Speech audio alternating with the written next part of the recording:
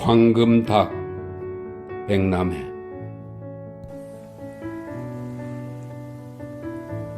나는 닭입니다. 여러분들이 야식으로, 술안주로, 아이들 영양 간식으로 맛나게 드시는 바로 그 닭입니다. 여러분은 알지 못하지만 닭들에게만 은밀하게 전성되어 오는 아주 오래된 슬픔과 희망의 역사가 있습니다. 전성의 내용을 함부로 발설해서는 안 되지만 오늘 특별히 여러분들께만 알려드리겠습니다. 그 이유는 차차 알게 될 것입니다. 혹여 높아시면서 말씀드리자면 제 이야기를 들으시고 그 내용을 확인한답시고 주변 닭들에게 물어보거나 하지 마십시오. 또한 닭들이 대답을 하지 않는다고 학대하거나 고문을 가하거나 해서는 아니 됩니다. 우리 닭들은 어떤 고난이 닥치더라도 전성의 내용이 보호되도록 특수훈련을 받았기 때문입니다. 결코 한마디도 여러분에게 전성의 내용을 발설하지 않을 것입니다. 그렇다면 나는 왜 이런 중차대한 전성의 내용을 발설하려 하는가? 이것 또한 전성의 일부입니다만 오늘 속 시원하게 모두 말씀드리겠습니다. 제 말씀 들으시고 너무 놀라지 마십시오. 저는 사실 황금닭입니다. 황금닭이라니 뜬금없이 이게 무슨 소리냐고요? 황금닭에 대하여 알지 못하신다고요? 첫 장부터 소통이 어렵군요. 할 수 없이 설명을 조금 해드리죠. 저도 처음엔 평범한 여느 닭과 다르지 않았습니다. 그러나 2000여 년 전 슬픔의 한 역사에 한 줄 이름을 올리면서 그분에 의해 황금빛을 발하는 황금닭이 되었습니다. 황금닭은 앞으로 말씀드릴 슬픔과 희망의 역사를 간직하여 후세대에게 전하도록 운명 지어진 닭을 말합니다. 중차대한 임무를 수행하여야 하기에 어디서나 볼 수 있지 않습니다. 전 세대, 전 역사를 통틀어 단 한 마리뿐입니다. 지금도 존재하고 어느 시대나 존재하지만 어느 시대에서나 모습을 드러낸 것은 아닙니다. 또한 어디에 있는지는 누구도 알 수 없는 존재입니다. 이런 이야기를 하고 있는 제가 지금 어디에 있는지 궁금하시겠죠? 물론 말씀드릴 수 없어 죄송합니다. 상상을 해보십시오. 저 눈 덮인 히말라야 산 꼭대기 어느 동굴에서 온몸을 비틀며 요가에 전념할 수 있을 수도 있고 백두산 한 자락 울창한 숲속 높은 나무 꼭대기에 앉아 새벽을 우러제칠 수도 있으며 어느 번잡한 도심 구석 어두운 골목길에서 비실대는 지렁이를 쪼아 먹을 수도 있습니다. 어쩌면 불행하게도 바로 당신이 오늘 드신 숯불구이 치킨의 한 조각이 저였는지도 모릅니다. 그러니 굳이 제가 어디 있는지 찾으려 하지 마십시오. 제가 여러분을 찾아갈 것입니다. 누구를 찾아갈지는 아무도 모릅니다. 저조차도 알지 못합니다. 필요한 때에 필요한 곳에 필요한 사람을 찾아가도록 그분께서 저를 이끌어 주실 뿐입니다. 필요한 때란 세속의 권력과 물질의 노예가 되어 하나님과 사람보다 돈을 중요시하며 경제 살리기라는 말 한마디에 악마에게 영혼마저 팔아버리는 사악한 세대의 때를 말합니다. 필요한 곳이란 그분의 말씀을 늘 갈망하지만 말씀의 참뜻을 알아듣는 이가 많지 않아 그분의 말씀이 입에만 머물고 가슴과 행동으로 나타나지 않는 곳입니다. 필요한 사람이란 말씀을 가슴 깊이 간직하여 선포하고 선포한 대로 살아가고자 하는 열망을 지닌 사람을 말합니다. 그러니 그 때와 장소와 대상은 바로 지금 여기 당신일 수 있습니다.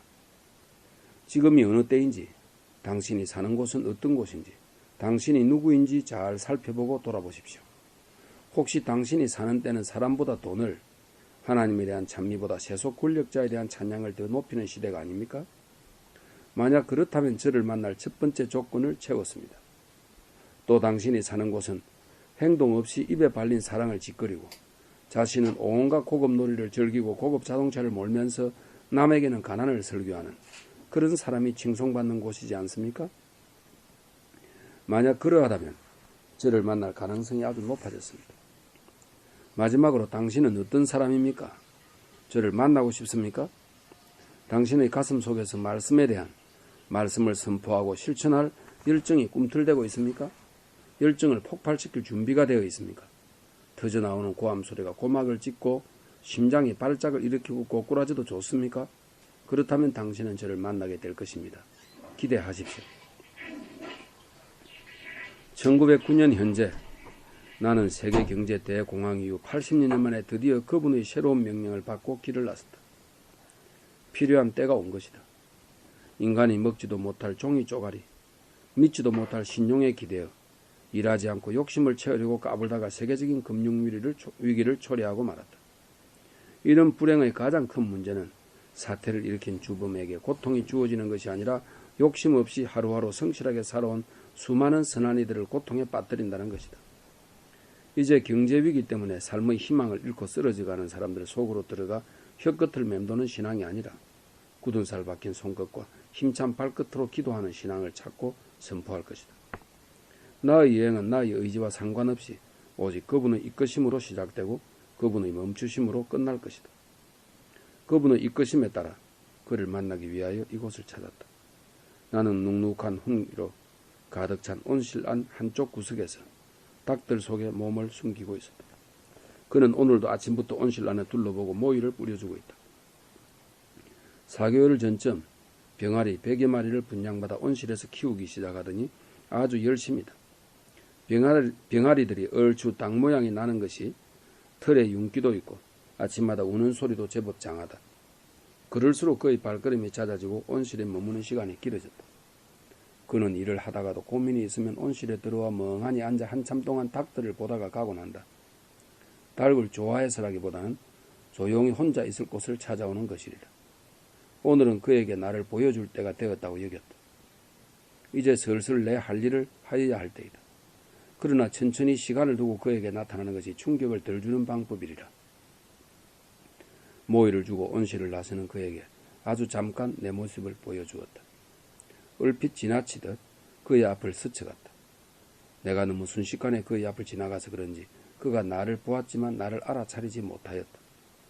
그는 자신이 착각한 것으로 여기고 있었다.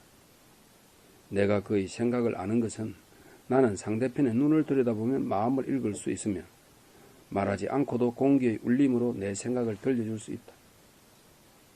그러나 이상한 기분이 드는지 온실을 나서다 돌아서서 자세히 살펴보기 시작한다. 나는 내 모습을 감추고 나는 투명망토를 입은 것처럼 모습을 감출 수 있다. 그의 앞에 서서 그 눈을 들여다보며 생각을 읽었다. 그는 매우 혼란스러워하고 있었다. 참 희한하다. 그런 게 있을 리 없는데 하면서도 언뜻 본 나를 찾아 두리번거리고 있다. 분명히 금빛이 반짝거리는 닭을 본 것 같은데 요즘 신경을 너무 써서 헛것이 보이나? 그는 피로한 듯 머리를 뒤로 젖히고 목을 주무른다. 목이 뻣뻣하고 아릿한지 눈을 감고 인상을 쓴다. 그러다가 다시 닭들을 보며 생각한다. 에고 이자 황금닭이 있은들 무슨 소용이고 없은들 무슨 상관이랴. 몇 개월 더 지나 닭들이 알이라도 낳으면 밥에 비벼 먹어야겠다. 맛있겠다. 그가 다 잊어버리기라도 한 듯 활기차게 걸어서 사무실로 돌아간다. 나는 여전히 모습을 감춘 채 그의 뒤를 따랐다. 사무실로 들어서는 그에게 격리 담당 직원이 웃는 얼굴로 묻는다. 관장님, 또 닭장에 다녀오세요? 닭이 그렇게 좋으세요? 그래야 너무 좋지. 며칠만 기다려. 요즘 몸도 허해 보이는데 몇 마리 푹 고아서 회식 한번 하자고. 그가 아까와는 달리 기분 좋은 목소리로 대답을 한다. 그의 쾌활함에 다른 직원들도 덩달아 기분이 좋아졌는지 한마디씩 거둔다. 관장님, 관장 신부님 만나고 1년 동안 먹은 닭이 제가 평생 먹은 닭보다 더 많은 거 알고 계세요? 신부님 전생에 지내셨나요? 왜 그리 닭을 많이 드시나요? 여기저기 터지는 웃음소리가 정겹다. 한마디씩 던지는 농담과 웃음소리를 뒤로하며 그는 관장실로 들어와 책상 정리를 한다. 아마도 마음이 어수선하면 책상이나 책장 정리를 하는 버릇이 있나 보다. 책상 정리를 끝내자 마음이 차분하게 가라앉는지 의자에 몸을 깊숙이 파묻고 눈을 감는다. 잠이라도 청하는지 한참 그 자세로 앉아있다. 얼마나 지났을까? 책상 위에 가지런히 놓인 수첩을 뒤적이는 것이 저녁 약속을 확인하는 모양이다. 살짝 모습을 드러내고 그의 뒤에 서서 어깨너머로 수첩을 들여다본다. 알아보기 힘든 글씨체로 날짜마다 이런저런 약속들을 적어놓았다. 대부분 식사나 술자리 약속으로 보였다. 누구를 그렇게 만나는지 영양가 없이 참 바빠 보였다. 오늘 약속을 들여다보니 또 저녁 식사에 술자리 약속이 잡혀있나 보다. 속으로 참 피곤한 인생이구나 하며 혀를 끌끌 차는데 뒤가 이상한지 고개를 돌려 두리번거렸다. 나는 재빨리 투명 모드로 바꾸고 천장에 착 달라붙었다. 벌떡 일어서서 아래 위를 훑어보는 것이 아마도 이상한 낌새를 채고 나를 찾는가 보다. 그러나 나 또한 눈치 하나로 2000년을 살아온 몸인데 쉽게 들킬 리 있겠는가. 눈에 보이지도 않을 뿐 아니라 재빠른 나의 몸놀림을 느려터진 그가 찾으려 애쓰는 모습이 우스워 보였다. 나는 웃음을 참으며 그의 눈을 들여다보았다. 주위를 두리번거리던 그가 체념한 듯 겉옷을 입고 구두를 갈아 신으며 생각한다. 에구, 내가 요즘 왜 이러나 몰라? 자꾸 헛것이 보여. 그건 그렇고 휴, 오늘 하루도 무사히 마쳐야 할 텐데 저녁 약속마다 술자리니 원 몸이 견뎌나기를 하나? 그래서 헛것이 자주 보이나? 그의 뒤를 따라 해가 지는 도시의 거리를 떠돌아본다. 킬리만자로 깊은 산속에서 깨끗한 공기를 마시며 유유자적하다가 80여 년 만에 만나는 도시의 소음과 매연, 사람들이 내뿜는 욕설 같은 담배 연기는 아련한 그리움이면서 괴로움이다. 그는 사람들과 밥을 먹고 술을 마시며 즐거운 듯 떠들어대지만 잠깐 말이 없을 때의 눈은 아주 먼 어떤 곳을 보고 있는 것처럼 공허하다. 나는 사람들 사이에 앉아 그의 눈을 들여다보다 너무나 놀라 그의 눈을 피하여 높이 날아올랐다. 구름청을 2개쯤 지나왔을까? 정신을 차리고 날개를 접어 바람에 걸터앉았다. 그의 눈은 끝을 알 수 없는 깊은 우물 속 같았다. 그 속엔 너무나 무거워서 아무도 끌어올리려고 한 적이 없는 큰 두레박과 두레박 속에 꿰뚫을 수 없는 거부감이 펼쳐져 있었다. 나는 생각했다. 그 두레박으로 그는 무엇을 퍼내려 하는 것일까? 사람에 대한 절망? 사랑에 대한 갈망? 어쩌면 그 어떤 것도 아니기를 바라는 희망? 그가 담아두고 있는, 아니 퍼내려 하는 그 거부감이란 무엇이란 말인가? 모든 것을 꿰뚫어보는 나의 안광조차 꿰을 수 없는 것이 있었단 말인가? 그 순간은 도저히 그를 알 수가 없었다. 아, 두렵다. 공허의 두레박 속에 담겨있는 그 거부감에 빠져 언제 깨어날지 알지도 못하면서 포기하지 못하는 미이라 같은 영혼을 가질까 두렵다. 그것은 절망보다 더 두려운 희망인 것이다. 나는 해가 뜰 때까지 별빛에 매달려 잠을 이루지 못했다. 아침 햇살을 황금 깃털 하나하나 사이에 가득 머금고 그의 방 안으로 들어갔다. 그는 내 깃털에서 뿜어져 나오는 햇살에 눈이 부신지 얼굴을 찡그리며 고개를 이불 속에 파묻는다. 나는 옷장 위로 올라앉아 몸을 숨기고 그를 가만히 내려다보았다. 밤새 술독에 빠졌다 나왔는지 방 안이 알코올 냄새로 진동한다. 2000년을 살면서 수많은 사람들에게 말씀을 전해주었지만 이렇게 술을 많이 마시는 사람은 처음이다 싶을 정도다. 늦은 시간에 못내 출근을 하지만 그의 몸은 천근만근이다. 직원들은 벌써 출근하여 일을 하고 있다. 문 앞에 앉은 김 선생이 먼저 인사를 한다. 인사를 받는 둥 마는 둥 관장실로 들어가 의자에 앉아 천장을 올려다본다. 입을 반쯤 벌리고 고개를 젖힌 그의 총기 없는 눈 속을 들여다보았다.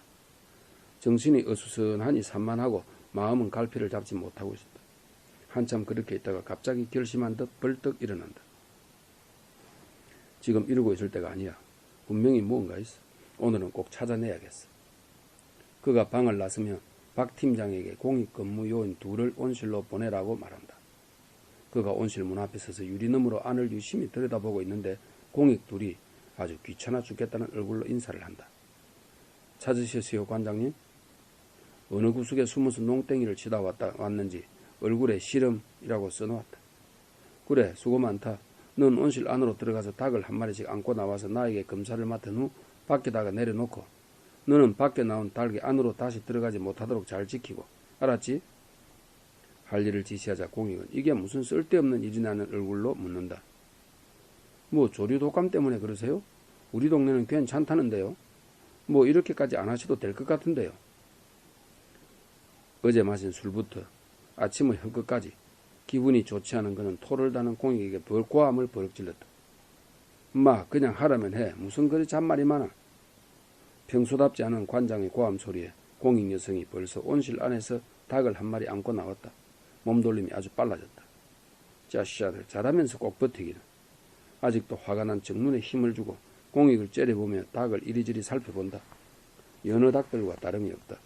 손으로 밖으로 내놓으라고 지시를 하자 공익이 재빠르게 닭을 내려놓고 다른 닭을 한 마리 안고 온다. 그러기를 100여 번. 공익도 지치고 그도 지칠 때쯤 공익이 마지막 닭을 안고 나온다. 아무리 살펴보아도 여느 닭과 다른 닭은 보이지 않는다. 나는 온실 한쪽 구석에 몸을 숨기고 바라보고 있자니 사람의 눈으로 볼 수 없는 것을 찾아 헤매는 그가 안쓰럽기도 하고 한심스럽기도 했다.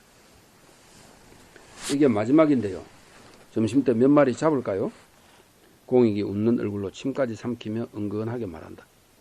그가 심사가 뒤틀려서 공익에게 눈을 부라리자 공익들이 두툴거리며 슝 소리 나게 얼른 사무실로 가버린다.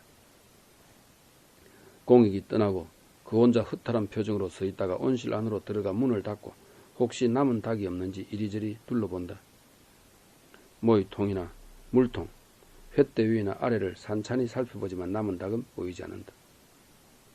그가 허탈하고 심란한 마음이 들은지 한쪽 구석에 놓인 큰 물통에 걸터앉아 한숨을 푹 내쉰다. 그가 무슨 생각을 할까 궁금해진 나는 멍하니 앉아있는 그 앞으로 가서 눈을 들여다보았다. 그의 머리가 아주 복잡하게 돌아가고 있었다. 얼마 전부터 이상한 닭이 눈앞을 스쳐 지나가는 환상이 보이고 일에 지쳐서 그런 걸까? 아니면 상상력이 너무 지나치다 보니 현실과 상상을 구분하지 못하는 것일까? 어디서부터 어디까지인가? 흥크러진 실타래처럼 풀리지 않는 생각이 꼬리에 꼬리를 물고 이어지고 있다. 생각을 읽고 있는 나조차도 복잡하여 머리가 어질하였다. 이제 때가 된 것 같았다. 이쯤에서 모습을 나타내 보이더라도 그가 받아들일 수 있으리라. 지끈거리는 머리를 감싸고 일어서리는 그 앞에 강렬한 황금빛을 쏘면서 드디어 모습을 드러내었다. 나를 본 그의 동공이 팽창하면서 놀란 얼굴로 변하였다. 무엇을 잘못 보고 있다고 생각하는지 주위를 두리번거리다가 다시 나를 쳐다본다. 황금빛이 사라지지 않고 더 밝게 빛나자 얼굴색이 노랗게 변한다. 그는 너무 놀라 벌린 입을 다물지 못하고 뻣뻣하게 굳어있다. 눈앞에서 벌어지는 일이 현실임을 깨달은 것이다. 나는 황금빛을 거두고 그의 눈을 통하여 말을 걸었다. 너무 놀라지 마십시오. 이것은 꿈이 아니라 현실입니다. 닭이 황금빛을 닭이 말을 한다. 나는 그의 눈을 통하여 생각을 읽을 수 있었다. 너무 놀란 그는 다리에 힘이 풀리면서 물통 위에 털썩 주저앉고 말았다. 이번에는 눈을 통하지 않고 공기의 울림으로 이야기를 하였다. 너무 놀라지 마십시오. 다른 사람에게는 평범한 닭 소리로 들리지만 당신께는 사람의 언어로 들릴 것입니다. 나는 차분하게 말하였다. 그리고 품속에서 달빛 말린 가루를 꺼내어 그에게 뿌렸다. 그는 흠칫 놀라며 한 발 뒤로 물러섰다. 나는 온화한 목소리로 그를 안심시키며 말하였다. 괜찮습니다. 이것은 달빛 말린 가루로서 이제 당신과 나는 생각의 매듭이 연결되어 서로 필요할 때는 말을 하든 하지 않든 서로 소통하게 되었습니다. 그러니 나에게 하실 말씀이 있으면 그냥 생각만 하셔도 됩니다. 그때부터 그와 나는 서로의 생각들을 자연스레 읽을 수 있었다. 닭이 말을 하다니 이게 꿈인가? 꼬집어 볼까? 닭이 황금 덩어리면 과격이 얼마나 될까? 참 그게 아니지. 어제 마신 술이 아직 안 깨서 그런가? 내가 지은 죄가 많아서? 왜 이런 괴물 같은 게 나한테? 그렇게 많은 닭을 먹어댔더니 이제 복수당하는 건가? 그는 너무도 혼란스러워서 무엇을 생각하는지 알 수 없을 정도였다. 그의 생각이 정리될 때까지 차분히 기다리고 있는데 그가 휴대폰을 꺼냈다. 사진을 찍으려는 것이다. 나는 화들짝 놀라서 큰 소리를 쳤다. 휴대폰 당장 집어넣으세요. 사진은 안 됩니다. 그리고 저를 만난 것을 다른 어떤 누구에게도 말해서는 안 됩니다. 그리고 저는 당신을 해칠 생각이 없으니 안심하십시오. 또 저는 괴물이 아닙니다. 나의 호통에 부끄러워진 그가 휴대폰을 주머니에 슬그머니 집어넣으며 물었다. 이름이 뭐지요? 닭이니 반말을 해도 될 것 같은데 황금칠을 하고 사람 말을 하는 닭에게 반말을 한다는 것이 어딘가 어색한지 말끝을 흐렸다. 그의 순진한 마음에 피식 웃음이 나왔다. 괜찮습니다. 편하게 말하세요. 이름이 특별히 있는 것은 아니지만 베드로의 닭, 황금닭 정도로 부르면 될 겁니다. 베드로의 닭? 베드로의. 그렇다면 성경 말씀에 나오는 2000년 전 예수님께서 잡히시던 날 밤에 울었다던 그 닭? 아니 어떻게 닭이 2000년을 살 수 있단 말인가? 그는 다시 한번 놀란 마음으로 나를 바라보았다. 너무 놀라지 마십시오. 저는 그날 밤 사건 이후로 저에게 맡겨진 임무를 완수하기 위하여 죽은 것도 아니고 산 것도 아닌 모습으로 지내왔습니다. 2000년을 살았다면 너를 본 사람이 많을 텐데 기록으로 남거나 구전으로라도 전해올 텐데 왜 남은 게 아무것도 없지? 저의 임무 때문에 그렇습니다. 물론 당신께서도 오늘 저를 만난 사실을 누구에게도 말해서는 안 됩니다. 나는 그의 눈을 마주보며 아주 진지하게 말했다. 나는 마법의 칼날처럼 상대방 눈을 꿰뚫고 심장을 썩 벨 것만 같은 눈빛을 보여주었다. 그가 엉뚱한 짓거리를 하지 못하도록 미리 단속하기 위해서였다. 섬뜩함을 느낀 그는 입을 다물고 말았다. 두려움을 느끼고 있었다. 그렇다면 일단 성공한 것이다. 그러나 그를 너무 두려움으로 옥죄어서는 안 되는 일. 그렇다고 너무 겁내지 마십시오. 당신이 저와의 비밀을 지키고 제가 부탁드리는 임무를 함께 이루어 주시면 아무 일 없을 겁니다. 그리고 일이 다 끝나고 나면 저를 만난 사실조차도 모를 것입니다. 그냥 자연스럽게 일상으로 돌아갈 것입니다.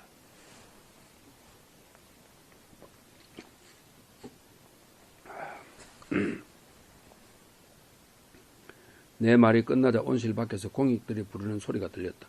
관장님, 관장님. 그가 황급히 물통에서 일어나며 대답했다. 왜? 나는 앞날개를 들어 입에 갖다 대며 비밀을 지키라는 신호를 보내고 투명 모드로 바꾸면서 오늘 밤 다시 만나자는 울림을 보냈다. 공익들이 들어오며 말하였다. 닭을 안으로 넣을까요? 그는 공익들에게 고개를 끄덕이고 사무실로 돌아왔다. 사무실 컴퓨터 앞에 앉았지만 도저히 일이 손에 잡히지를 않았다. 직접 보고도 도저히 믿을 수가 없었다. 내가 피곤하여 헛것을 보았나? 잠시 꿈을 꾸었나? 어떻게 닭이 말을 하고 2000년을 산다는 말인가? 그거 참. 내가 잘못 보지 않았다면 다시 내 앞에 나타날 터인데 사진도 찍지 말고 다른 사람에게 말하지도 말라고 하니. 이리저리 생각 중인데 김 팀장이 언제 왔는지 가까이서 말을 한다. 관장님, 무슨 생각을 그리 깊게 하세요? 노크를 해도 대답이 없으시고 점심 드시러 가시죠? 벌써 시간이 그렇게 되었나? 그래, 가지. 그는 점심을 먹고 오후 내내 일을 하면서도 도저히 한 군데 집중을 하지 못했다. 어느덧 퇴근 시간이 되었다. 남자 직원 몇 명이 술 한잔 하지 않겠냐고 묻는 것을 뒤로 하고 집으로 돌아왔다. 밤이 이슬해지도록 텔레비전 앞에 앉아있는 그의 모습은 흡사 혼이 나간 듯했다. 뉴스는 철거민들이 경찰의 과잉진압으로 목숨을 잃은 처절한 소식을 쏟아내고 있었다. 드라마에서는 며느리와 시어머니가 싸우고 연인들의 배신이 쉴 사이 없이 흘러나왔지만 그의 눈은 허공에 머물렀다. 그는 12시가 한참 지났어야 텔레비를 끄고 침대에 누워 불을 끈다. 옷장 위에 몸을 숨기고 그를 지켜보던 나는 방 안이 어두워지자 모습을 드러내었다. 창문으로 흘러들어오는 도시의 불빛에 가구들이 흐릿하게 비치는 사이로 내 모습은 황금색으로 밝게 빛이 나 도드라져 보였다. 그는 놀라서 벌떡 일어나 앉았다. 나는 푸드득거리며 침대 위에 내려앉았다. 낮에 하던 이야기를 마저 끝내야 할 터였다. 그는 낮과는 달리 두려움보다 호기심과 화가 일어 있었다. 네가 도대체 무엇이건데 사람을 이렇게 농락하듯이 구느냐는 심사였다. 나는 미안한 마음이 조금 들었다. 너무 화내지 마십시오. 제가 워낙 조심성이 많고 원래 닭이란 것이 새벽을 깨우려 하니 낮에는 나타나기가 꺼려져서 그렇습니다. 이제 모든 것을 말씀드릴 테니까 화를 푸십시오. 내 말에 겹년쩍어진 그가 헛기침을 2번 하며 말하였다. 그래, 당신은 어디서 왔으며 내가 할 일이 뭡니까? 그는 아직도 나에게 말하는 것을 불편해하였다. 편하게 낮추어 말씀하십시오. 제가 듣기 불편합니다. 그가 다시 헛기침을 2번 하며 고개를 끄덕인다. 나는 계속해서 이야기를 이어갔다. 제 임무란 2000년 동안 전해 내려오는 비겁을 운용 조정하는 것입니다. 비겁의 운용 조정이란 비겁을 어느 세대에게 돌려주어 철저히 눈먼 이들을 깨우쳐 올바른 길로 돌아가게 할 것인가를 판단, 실행하는 것입니다. 이 판단과 실행은 무척이나 고통스럽고 고독한 일입니다. 예를 들면 근세사에 일어났던 세계대전을 기억하실 겁니다. 경제공황이라는 물질 숭배의 바벨탑을 완성시키는 순간 인간들은 제 욕심에 눈이 가려져 결국 사륙의 전쟁을 일으키고 말았습니다. 이처럼 내가 하는 일은 인간이 재물을 숭배하여 하나님조차 돈으로 사고 파는 하나님의 자녀인 신앙인마저도 돈으로 가치가 매겨지는 한심한 세태를 바로잡고자 하는 것입니다. 또한 경제위기라는 미명하에 인권을 짓밟고 경제를 살리기 위해서라면 환경을 스스럼없이 파괴하고 불법 불이한 짓거리를 한 인간조차 경제만 살려내겠다면 존경받는 어처구니 없는 세상에 경고하는 것입니다. 그는 아무 말이 없었다. 깊은 밤 속으로 적막감이 무겁게 번져가고 있었다. 뜬금없이 이 한밤중에 닭이 사람에게 인간의 욕심과 하나님의 뜻에 대하여 설교하다니. 그는 뭐라 대꾸할 말이 없었다. 아니, 부끄러움을 느꼈다. 한간 미물인 닭에게서 마저 머리가 나쁘면 흔히 닭대가리라고 말하지 않는가? 닭에게서 마저 충고, 아니 경고를 들어야 할 정도로 우리 인간들이 돈에 환장해 있다는 말인가? 그의 이런 생각을 읽으며 나는 더 깊은 이야기로 설득해야 했다. 너무 상심하지 마십시오. 인간에게는 언제나 돌아옴, 회개라는 희망이 있으니까요. 하나님의 뜻을 깨닫고 옳은 길로 돌아오기만 하면 이 세상을 가장 아름답게 만들 수 있는 것 또한 인간이니까요. 그가 고개를 떨구었다. 나는 황금 날개를 크게 펴서 상심한 그의 어깨를 감싸주었다. 그가 흠칫 놀라 몸을 떨더니 금방 차분해지며 내 목을 감쌌다. 그의 따뜻한 마음이 전해져 왔다. 그러면 새로운 시작의 희망을 보여줄 수 있을 것 같았다. 사람을 잘 고른 것 같았다. 술에 절어 사는 모습, 실없는 농담이나 던지는 그 모습과 달리 그는 속 깊고 심지가 굳은 사람이었다. 얼마나 그렇게 있었을까? 나는 날개를 풀어 그의 어깨를 토닥거리며 말했다. 밤이 짧습니다. 제 말씀을 잘 들으셔야 합니다. 제가 어떻게 해서 만들어졌고 2000년 역사의 현장에서 제가 만났던 사람들이 어떠했는지를 보시고 앞으로 이 시대가 어떻게 하나님의 뜻을 실천해야 할지를 깨달으셔야 합니다. 자, 제 황금 날개를 잡고 눈을 들여다보십시오. 말이 아니라 영적 교감을 통하여 제가 알고 있는 것, 본 것을 모두 전해드리겠습니다. 내가 황금 날개를 앞으로 내밀자 그가 마주 잡았다. 그의 눈이 진지하게 반짝이며 내 눈 속으로 들어왔다. 우리는 아주 먼 시간, 아주 먼 곳으로 함께 여행을 떠날 준비가 되었다. 나는 심장 뛰는 소리에 맞추어 기도하였다. 당신이 사랑하는 아들과 당신의 충실한 종 닭이 모든 것을 시작하겠노라고. 당신께서 이끌어 주시라고. 우리는 숨쉬기도 어려운 무게에 눌려 몸이 물속으로 가라앉는 것처럼 한없이 빠져들다가 정신이 혼미해지며 무중력의 우주를 헤엄치는 것 마냥 의식이 까무룩해졌다. 이때 저 먼 우주의 한 끝에서 울리는 듯 우렁우렁한 목소리가 말하였다. 천둥인지 천사의 소리인지 알 수 없었으나 신비로운 설렘이 가슴으로 먼저 파고들어 귀에서 울렸다. 나는 황금닭이다. 나는 그날 밤 사람이 신을 죽이는 전대미문의 사건을 목도하였다. 도저히 일어날 수조차 없다고 여기던 일이 벌어지자 말문을 닫아버린 달과 별의 찢기는 심정을 이해한다. 자신을 창조한 신의 죽음을 목격하며 두려움에 혼미해진 정신을 수습할 길 없어 시커먼 구름 속으로 창백한 낯빛을 숨겨버린 달과 달 그림자마저 눈부셔 깜빡이던 별의 처절한 통곡 소리를 들으며 나는 몸소리쳤다. 카인이 아벨을 들에서 쳐 죽이던 날, 입을 벌려 아벨의 피를 받아낸 땅바닥은 하나님께 울부짖어 그 억울함을 하소연하였다. 신께서는 아벨의 피에 응답하셨고 카인은 방황하였다. 그리하여 몇 천년의 시간이 흐르고 흘러 오늘 밤 사람을 만든 어버이 신을 죽이기 위해 온갖 거짓과 악의와 중상과 모략, 조롱으로 새벽을 맞이하던 밤, 그를 따르던 무리들마저도 도망쳐버린 밤, 주님을 위해서라면 저는 목숨까지 내놓겠습니다고 큰소리치던 베드로는 3번이나 주님을 배반하였고, 내 통곡의 울음소리를 듣고서야 비로소 자신이 얼마나 허약한 인간인지, 주님이 지켜주지 않으면 얼마나 쉽게 무너져 버리는 사람인지를 깨닫게 되었다. 베드로는 눈물로 자신의 죄를 씻으려 하였으나 그것만으로는 부족할 것이다. 훗날 그는 자신의 잘못을 가장 귀한 목숨으로서 기워 갚았으나 그날 나는 그를 위하여 자그마한 위안의 기도로서 그 곁을 지킬 것이다. 이 정언의 세대의 끝날까지 세상 끝까지 정해져야 한다. 이 정언은 세대의 끝날까지 세상 끝까지 전해져야 한다. 지금부터 들려주는 이야기는 나 황금닭이 높은 지붕 꼭대기에 고독하게 앉아 지켜보며 읽어낸 사람들의 마음속 소리이다. 이 정언을 통하여 비겁의 역사가 어떻게 생겨나게 되었는가를 알고 비겁의 역사가 전하는 바가 무엇인지를 깨닫기 바란다. 놀랄 노자로다. 그날 밤 대사제 카야파의 하녀인 나는 과월절 음식을 준비하느라 정신없이 뛰다시피 다니고 있었다. 대사제와 식구들, 친구들과 손님들의 허영에 가득 찬 자만심을 채워주느라 바쁘지 않은 때가 있으랴마는 민족의 가장 큰 명절인 과월절은 특히나 싫다. 명절 정후군이라는 말도 배부르고 팔자 좋은 인간이 만들어낸 헛소리에 불과하다. 그런 말 만들어내는 시간에 설거지라도 한번 도와주던가 쓸데없는 허례허식이나 없애던가 하여라. 어쨌든 손발이 4-5개라도 모자랄 판국에 안뜰의 소란스러운 소리에 내다보던 나는 기절초풍할 뻔했다.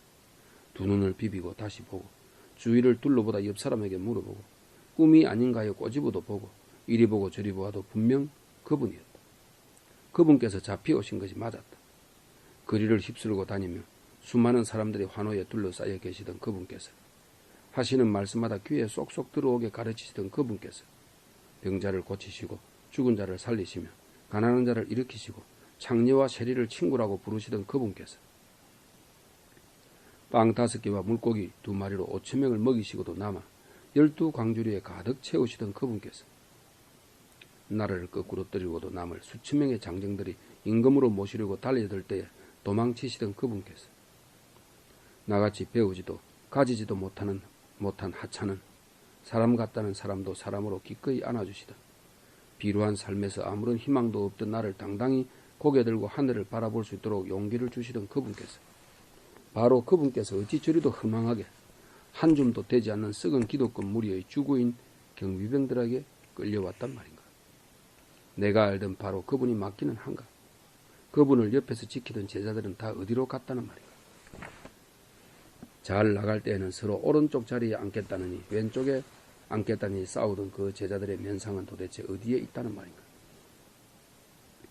카야파 대사제의 하녀인 나는 놀란 마음을 진정시키며 어찌된 영문인지 알아볼 요량으로 부엌을 나와 안뜰을 가로질러 대사제 관저의 넓은 방 한쪽 구석 기둥 뒤에 숨어들었다.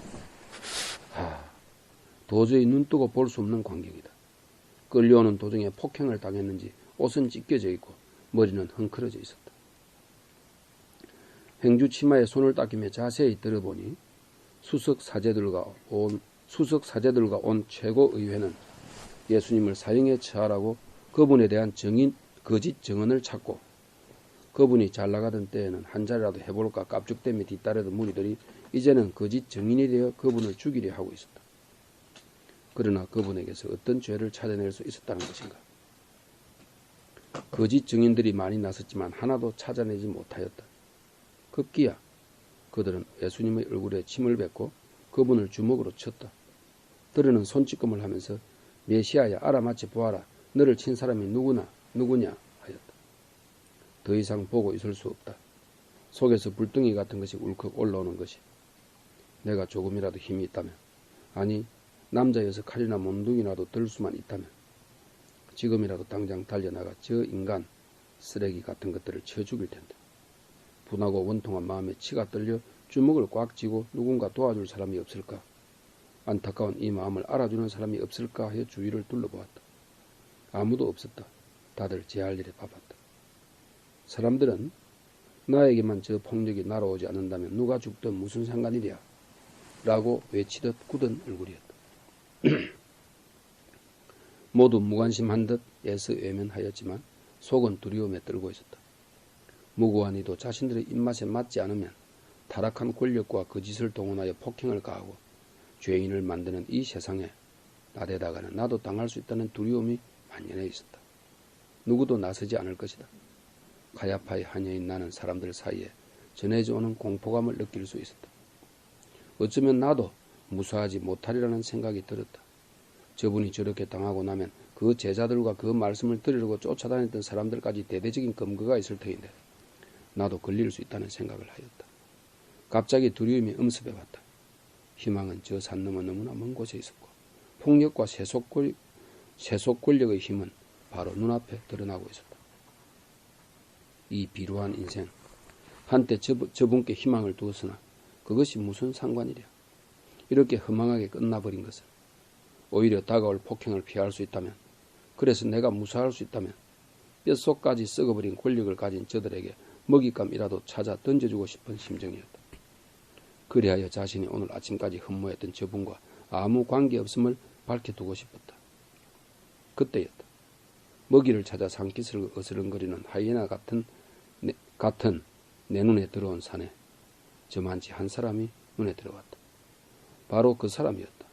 수염이 덥수룩하고 어깨가 떡 벌어져 건장한 뱃사람. 예수님 가장 가까이에서 얼쩡대던 그 제자였다. 참 간도 크다 싶었다. 여기가 어디라고 호랑이 굴 속에 머리를 들이밀다니. 그러고 보니 다른 제자들은 다들 어디로 도망치고 혼자 저렇게 앉아있는가.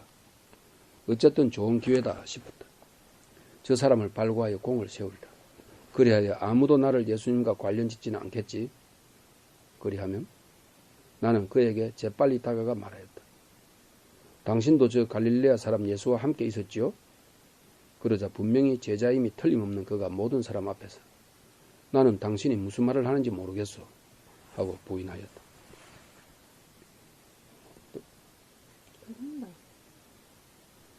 나는 기가 막히고 피가 거꾸로 솟는 것 같았다.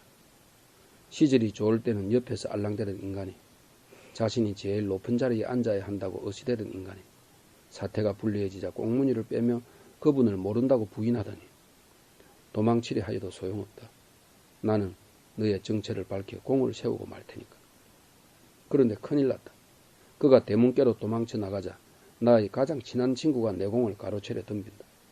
이 친구가 누구인가? 온종일 뼈가 부서지게 일을 하고 아무리 피곤하여도 예수님에 관한 소문 때문에 잠들지 못하고 뒤척일 때 조용히 내 손을 이끌어 그분께로 데리고 가던 나의 가장 친한 친구가 나를 가로막고 내 공을 뺏어 가려 하다니. 너 때문에 내가 예수를 알게 되어 미국에 어떤 환란을 당할지도 모르게 되었는데 내 먹잇감마저 빼앗아 가려 하다니. 그러나 내 생각은 아랑곳 없이 친구는 자신이 그 제자를 발견하기라도 하였으니 거기에 있는 모든 사람이 들으라는 듯이 크게 소리쳤다. 그리하여 이 모든 것을 자신의 공으로 만들려는 심사였다. 이인은 나사렛 사람 예수와 함께 있었어요 하고 말하였다. 그러자 비겁한 배신자, 흑풍쟁이, 예수님의 위세를 믿고 거들먹거리던 그 제자는 맹세까지 하면서 나는 그 사람을 알지 못하요 하고 다시 부인하였다. 내 친구는 어이가 없는지 아니면 두려움에 떨면서 극구 부인하는 베드로가 불쌍해 보였는지 말이 없었다. 다행이다. 이때 내가 나서서 그의 정체를 벗겨내면 나는 무사하리라. 어쩌면 상급을 받을지도 모르는 일. 다시 한번 나서서 그를 채근하려는데 앞불사 한 발 늦고 말았다. 거기 서 있는 이들이 베드로에게 다가와 당신도 그들과 한패임이 틀림없소. 당신의 말실을 들으니 분명하오 하고 말하였다. 그때 베드로는 거짓이면 천벌을 받겠다고 맹세하기 시작하며 나는 그 사람을 알지 못하오 하였다. 나 황금닭은 알 수 있었다. 누가 가르쳤어도 시켰어도 아니 본능적으로 주 하나님께서 나를 닭으로 창조하신 그때부터 바로 지금이 울어야 할 때라는 것을. 그리하여 베드로와 또 그와 같은 어리석음으로 어둠을 헤매는 수많은 인간 군상들을 깨우쳐야 한다는 것을. 나는 세상에 존재하는 모든 공기를 다 빨아들일 듯 가슴을 부풀려 울 준비를 하였다. 심장은 쿵쾅거렸고 혓바는 터질 듯 팽창하였다. 준비는 끝났다. 어리석은 인간들이 잠자는 영혼을 깨울 모든 준비는 끝났다. 내 생에 아직 한 번도 운 적이 없는 것처럼 앞으로 결코 다시는 울지 않을 것처럼 소리쳤다. 절규하였다. 꽃기요. 베드로에게 나의 울음소리는 천둥소리보다 더 크고 무서웠으리라. 나의 울음소리에 퍼뜩 정신을 차린 베드로는 닭이 울기 전에 너는 3번이나 나를 모른다고 할 것이다 하신 예수님의 말씀이 생각나서 밖으로 나가 슬피 울었다. 그랬다. 베드로는 뿌리지 않은 데서도 거두시고 죽은 사람도 살리시는 그분의 말씀을 깨닫지 못하였다. 지키지 못할 약속을 큰 소리로 내뱉고 주님께서 주시지 않으면 가질 수 없는 것을 다 가진 양 자신의 능력을 과신한 탓이었다. 그리하여 그는 배신자가 되고 만 것이다. 절망과 나락은 자만에 있는 것. 배신의 날에도 지구는 돌고 어김없이 아침은 밝아온다. 아침이 되자 모든 수석 제자들과 백성의 원로들은 예수님을 사형에 처하기로 결의한 끝에 그를 결박하여 끌고 가서 빌라도 총독에게 넘겼다. 예수님께서 빌라도 총독에게 끌려가던 그때 베드로는 밖으로 나가 어젯밤 그분과 함께 과월절 축제 음식을 나누던 그 다락방에 숨어들었다. 두려움과 회환, 그 어떤 말로도 위로받아서는 안 되는, 용서받아서도 안 되는 자신의 모습을 보며 베드로는 넋이 나가 있었다. 자신이 이렇게 나약하였단 말인가? 수많은 날들 보여주었던 강단 있는 모습이 허세에 불과했다는 말인가? 나는 진정 나인가? 나 아닌 나가 나인 것처럼 껍질을 뒤집어 쓰고 있는 것은 아닌가? 베드로는 끄끄 울고 있으나 눈물을 흘릴 수가 없었다. 눈물을 흘리는 것이 너무나 과분하게 생각되었다. 주님과 동료들과 함께했던 과월절, 명절의 즐거운 웃음이 채 가시지도 않은 그 다락방에서 베드로는 죽음 외에는 기워 갚을 수 없을 것 같은 부끄러움에 몸서리치며 가슴을 쥐어뜯고 있었다. 이때 나는 높은 지붕 꼭대기에 앉아 배신의 시작인 이스카리옷 사람 유다를 지켜보고 있었다. 배신을 시작한 자의 말로는 실로 비참한 것이었다.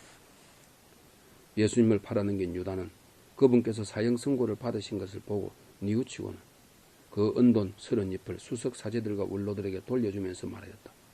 죄 없는 분을 팔아넘겨 죽게 만들었으니 나는 죄를 지었소. 그러나 그들은 우리와 무슨 상관이냐? 그것은 네 일이다 하였다. 비정한 삶이여, 작은 죄 하나라도 서로 나누어 지려고 하지 않은 인생이야. 유다는 진정 이것을 몰랐다는 말인가? 이런 처참한 결과를 알지 못했다는 것인가? 영민하고 재빠른 유다가 돈 몇 푼에 예수님을 팔아넘겼다는 것이 상상이나 할 수 있는 일인가? 그러나 이것은 현실이다. 돈주머니를 맡아 관리하던 유다가 결국 그 돈주머니의 아가리에 목을 들이밀고 만 것이다. 유다는 그 은돈을 성전 안에다 내던지고 물러가서 목을 매달아 죽었다. 그렇다. 잘 들으라. 돈으로 흙이진 배를 채우고 돈으로 헐벗은 몸을 감싸는 사람들에게 돈은 숨쉬는 공기와 같다. 말하지 않아도 꼭 필요한 것이기 때문이다. 그러나 흙이를 채우고도 남는 돈을 쌓아두고 배고픈 아이를 굶기는 자들에게 돈은 독이다. 바로 유다가 목을 매달아 죽은 밧줄이다. 우리 또한 예외는 아니다.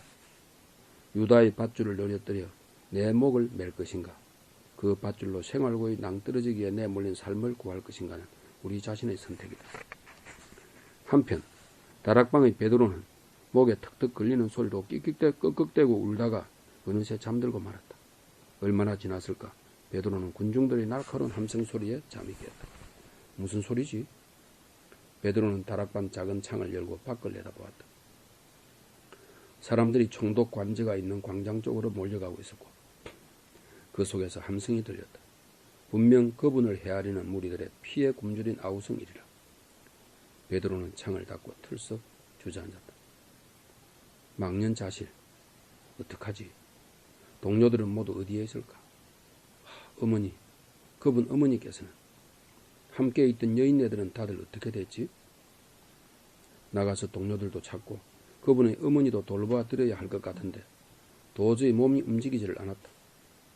움직일 수가 없었다. 두려움 때문만은 아니었다.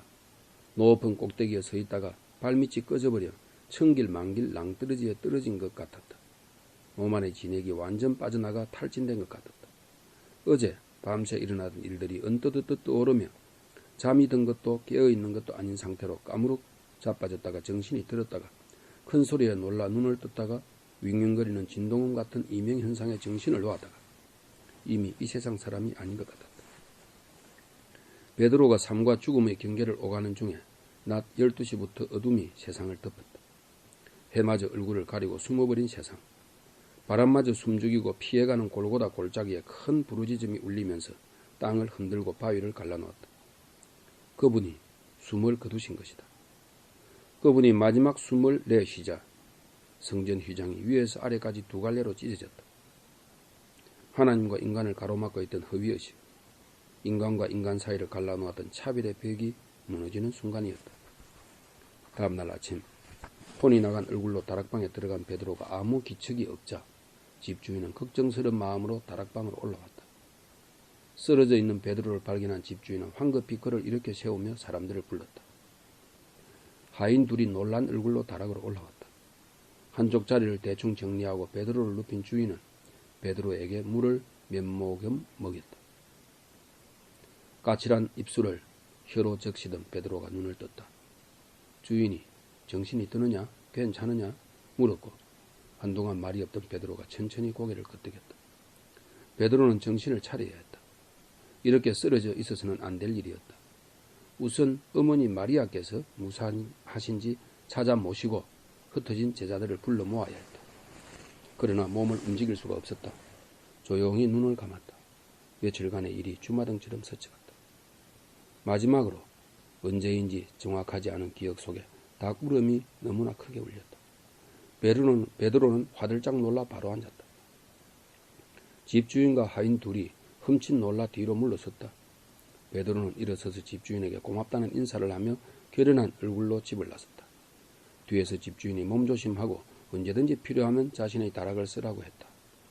베드로는 이 다락에 제자들을 다시 불러 모으고 여기서 부활한 주님을 만나게 될 것이다.